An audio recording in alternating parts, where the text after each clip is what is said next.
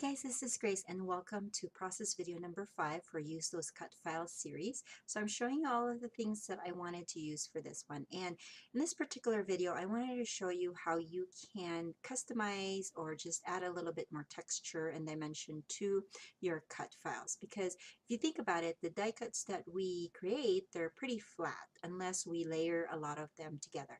So with this one I wanted to show you that you don't have to layer a lot of them in order to add texture. You can actually dry emboss them. So I've done this before with a title, with a really big title, just add a little bit of dots in there. But with this one, I wanted to add some texture to the animal shapes that I've created. Now these animal shapes, if you go like maybe Google on how to make your own cut file, you can find out or you can learn that if you find a nice image online, like a Google image, and then you download that and then you put that in your software, in my case in my Silhouette software, you can trace that shape and it will just cut the outside shape of it, and or whichever part of the shape that you want to be cut. So that's what I did here.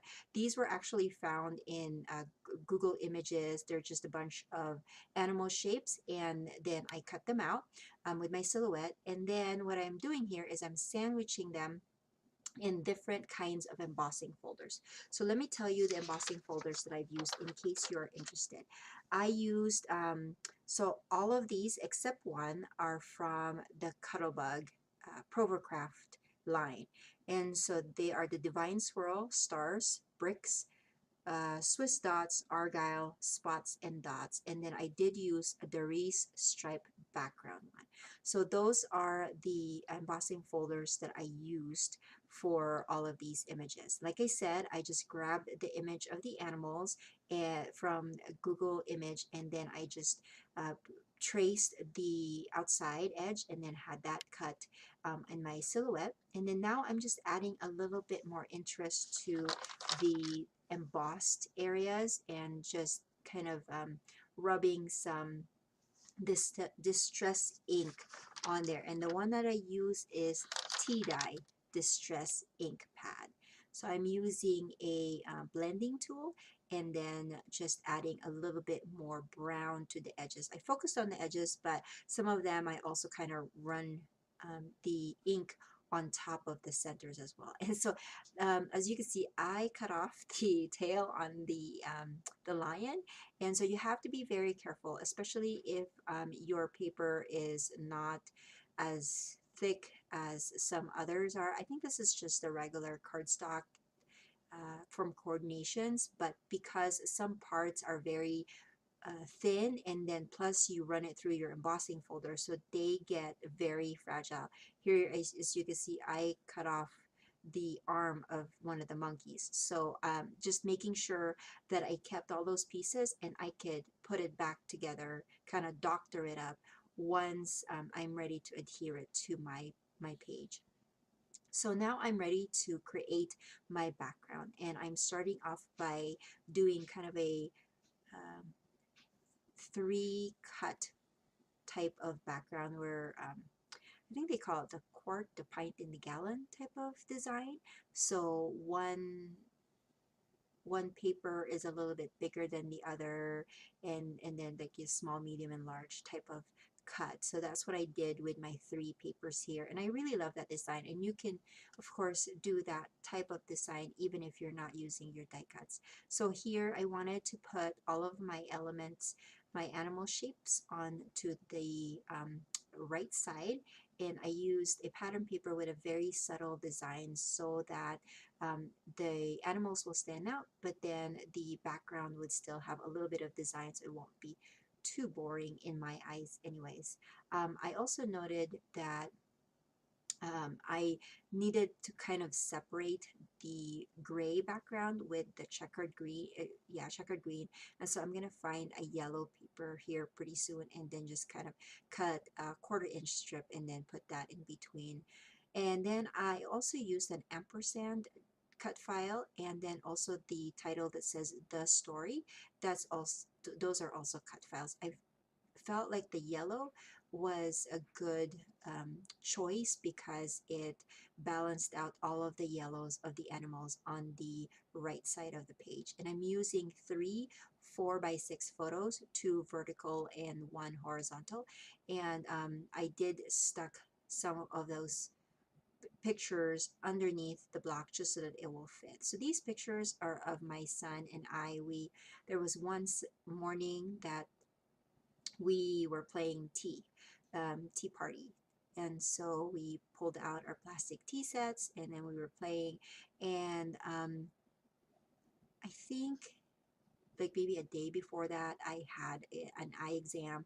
And you know how when they put, I forgot what they put on your eyes, but they put something in your eye that you very sensitive to light, and so you have to wear this special glasses. And so that's what my son was wearing because I pulled mine off because I don't need it anymore. And so he was using it as his sunglasses. And I thought it was super hilarious that he had that when A, we were indoors, and B, he really doesn't need it. But it was just so funny. And so I snapped some of these pictures. And so I wanted to document that not only were we spending time and having fun together, but it was also pretty hilarious what he was wearing.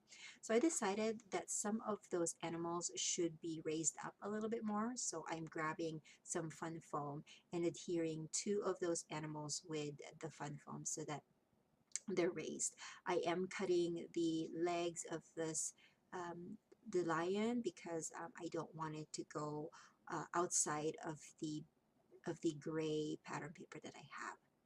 So, and I also put a um, stamping block on top of some of those animal cut files in order to make sure that the adhesive will stay on there and it won't move. And then I just used liquid glue to put that ampersand on the white paper. And then here I am cutting out my journaling into strips. Now, initially I just wanted it to be a block, but I wouldn't have much room to adhere them on the bottom. There wasn't any room. So what I'm going to do is I'm kind of going to make them longer onto my page than what you're seeing here. So I'm actually going to put two of those strips side by side in order for the whole, for all of my journaling to be adhered to the page. And I decided that this ampersand needed to be raised, and so I added some more fun foam, and I'm going to adhere that over some of my photo and then on the edge of my paper there. And I wanted to make sure that the story should go a little bit on top of the photo. And so I'm just going to adhere that with some more liquid glue.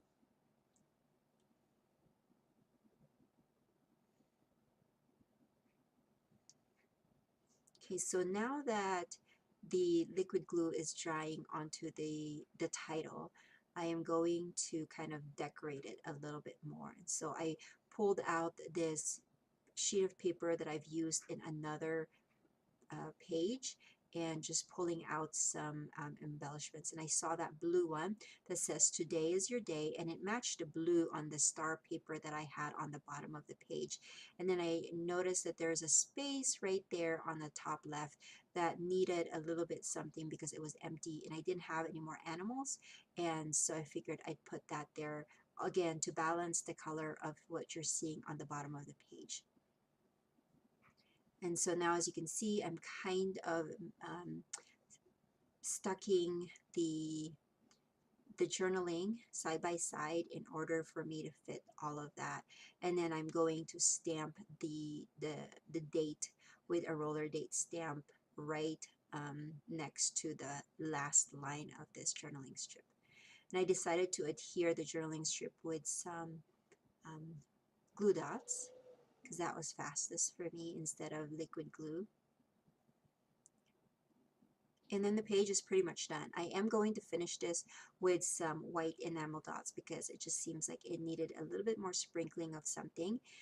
So I'm going to put the enamel dots as a finishing touch, and I'm going to put it in three different spots in my layout for a visual triangle, and that is it. So if you have any questions, make sure that you leave it in the comment section below, and I hope that you've enjoyed all of these process videos. I have one more video to share after this, and I hope that you stay tuned for that. And until then, I will catch you guys soon. Bye.